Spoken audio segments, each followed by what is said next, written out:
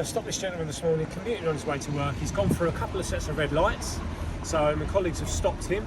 And when we've looked at the bike, the rear hub is a 500 watt hub. So we can see there 500 watts. So we know that's illegal because it's over the 250 limit that's allowed. To make matters worse, on the full setting, when you're ready, look at the speedometer as well.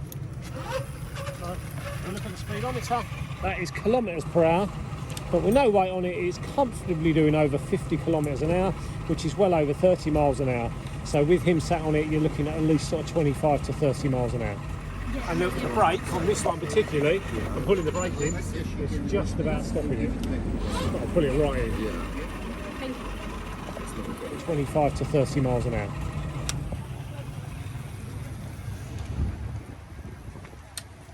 So this gentleman, there's a language barrier, but we can work really well these days with language line. So the officer dealing has gone on to language line, so this gentleman is Spanish, will understand exactly what's being told to him. But as is usual with these sort of things, we're trying our best not to make life difficult for these people by taking them to court, clogging up the court system. What we want to do is get this dangerous bike off the road. So we will seize it under 165 of the Road Traffic Act for no insurance, because he's basically turned it into a mechanically propelled vehicle which you need a licence for on the road. So it's seized under 165 of the Road Traffic Act and it will be destroyed. And that's the paperwork we use to send these off to our pound. So anything here that's been recovered from what we call Section 165 of the Road Traffic Act, basically no insurance to use it on the road. Let's get the Seizure out. Should we get the monster out? To be honest, I'm a reasonably rubbish bloke, and to try and pick the whole thing up. I mean, that is 100 kilos probably. Yeah. 80 to 100 kilos. I imagine that doing 70 miles an hour. And on a pavement, weaving in and out. And this is what the PHONE-snatchers are using, very similar things to this.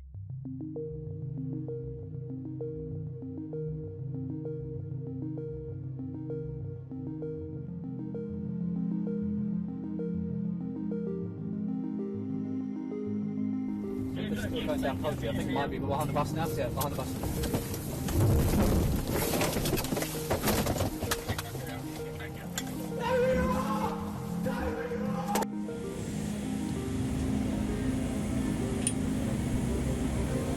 Shortly riding a 750 watt motor, which is what this is, on the road. 250 is the limit. 250 is the limit. So if you get another one, make sure it's a 250 watt motor, and if you press this or turn this, it doesn't go on its own. You have to have the pedal setting. You don't have a setting that you can change so that you can do it. So I mean, then you're making it illegal. When we pressed it, when we first stopped him, it wasn't doing pedal assist, and he straight away went, oh no, I have to use the pedals. But there is a quick thing you can do on this to reset, to change it very quickly so that you have to use the pedals. Basically, turn it on, that button there shouldn't do anything. It is allowed to take you up to 6 miles an hour. Because if it's a heavy bike, it just gets you started, and then you have to pedal assist cycle. However, there is a combination of something like you can press the minus and that button at the same time, and it kicks the throttle in. So then if you push that down, it will throttle forward at a much faster speed. I don't know the exact combination, but it's something like that. They're all slightly different. And this has got a 750 watt motor, which it says on the display there, it's a 750 watt motor, which is illegal anyway. So whichever way you look at it, it's illegal because it's got a 750 watt motor, and also that button there, once it's turned on and in the right mode, will just power it forward at quite a speed. These things usually go up to about 30 miles an hour. So this is another one we'll be seizing, getting it off the road.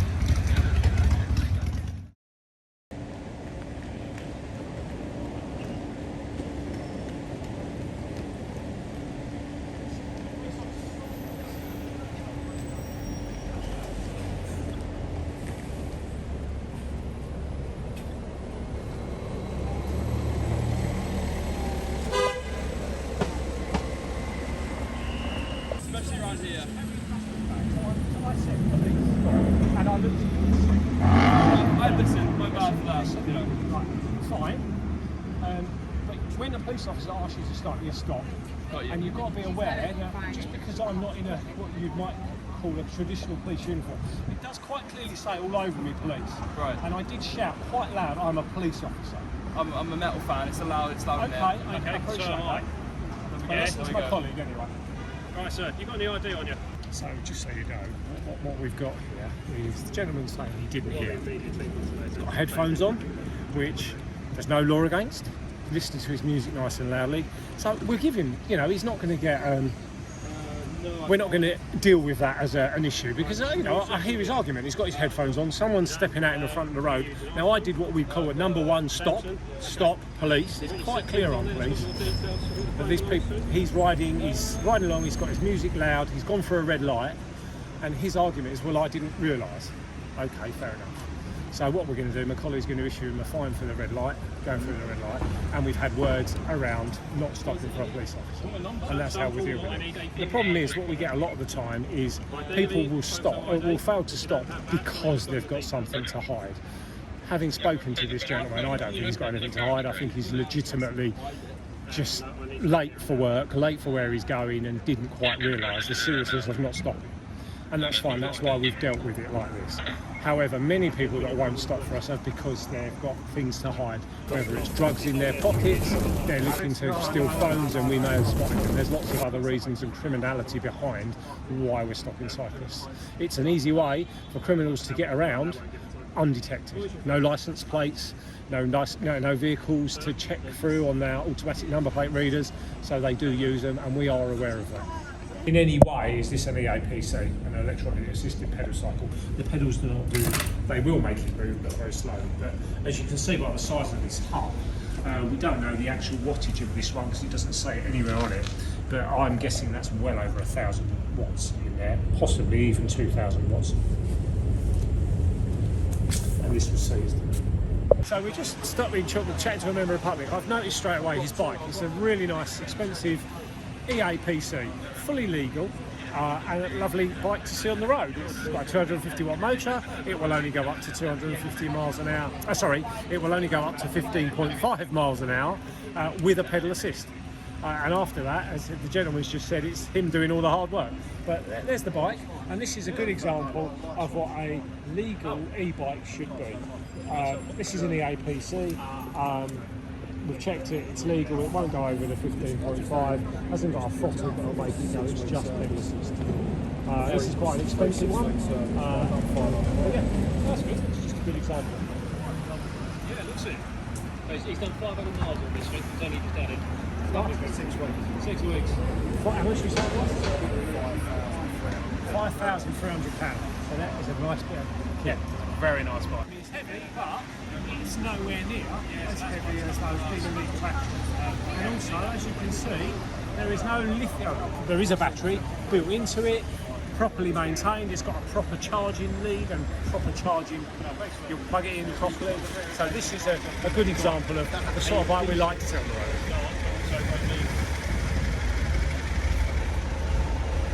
And as you can see, this is actually just a normal pedal cycle, a brand that's well known to people. But what they've done is they've purchased a battery and a battery pack online. This has got a throttle on it, so it will go via throttle. So again, what they've done is that by adapting it, they've made it illegal. They've turned it into like a moped because the throttle will just make the back wheel go. If you look at the back wheel, so the way the kits sort of turn up is this back wheel with this hub here. This is where the motor is, and that's probably a 1,000 watt motor. Can't see for sure, but it's certainly going to be more than 250. And then you've got your battery pack here.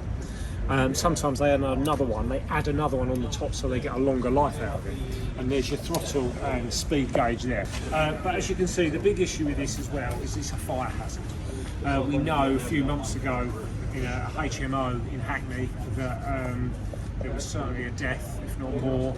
3 of these things caught fire in the flat, and there was certainly somebody killed at that address from the fire. And that's these e-bikes. They're lithium batteries and they're unstable. They're not made to be charged up and in the way they are indoors, and they're just unstable. Again, these things will go up to speeds of 30-40 miles an hour. depending on the type of battery and the kit they have. The kits range from anything from sort of 250 to £1,000 on websites online, so people are just buying them, and these are the more common ones that are used by the food delivery company riders.